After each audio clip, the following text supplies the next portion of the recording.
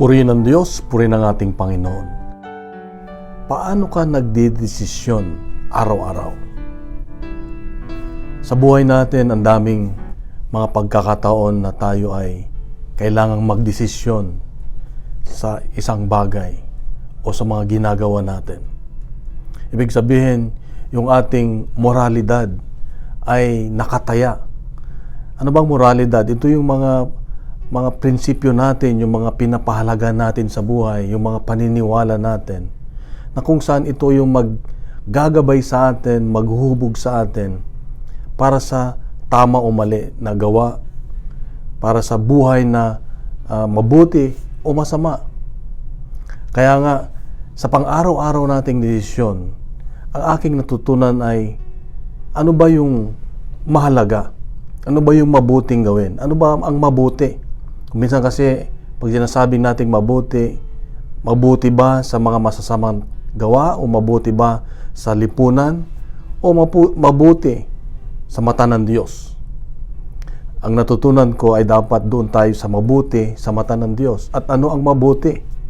Ang mabuti sa mata ng Diyos ay ito yung nagpapabanal sa atin, yung nagpapalapit sa atin sa Diyos. Kaya nga sa araw-araw nating ginagawa, tanungin natin lagi ang Diyos, ito ba, Panginoon, ay makakabuti sa akin para mas lalo pa kitang makilala, mas lalo pa kitang masundan, mas lalo pa kitang mahalin. Kaya kapatid, napakahalaga ang ating mga desisyon araw-araw. Paggising pa lang sa umaga, ano ang desisyon mong gagawin ngayong araw na ito?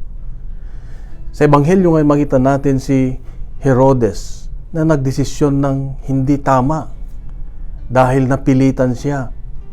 Kahit labag sa kanyang kalooban, kahit alam niyang walang ginagawang itong si Juan Bautista, ay na-pressure siya ng ibang tao, kaya siya ay kanyang pinapugutan si Juan Bautista.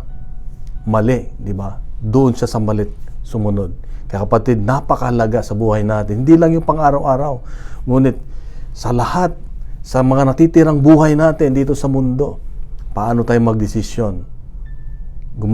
Ginagawa ba natin ang tama? Sa aking buhay, napakaraming maling desisyon na nakaraan. Kaya nga, ngayon ay mas maingat ako dahil ang hiningi ko lagi yung karunungan na galing sa Diyos upang magawa ko yung isang bagay na nagpapalapit sa ating Diyos. Upang sa pagdating ng panahon, gusto kong makasama ang aking Diyos. Gusto kong makasama ang lahat ng aking mga minamahal sa buhay.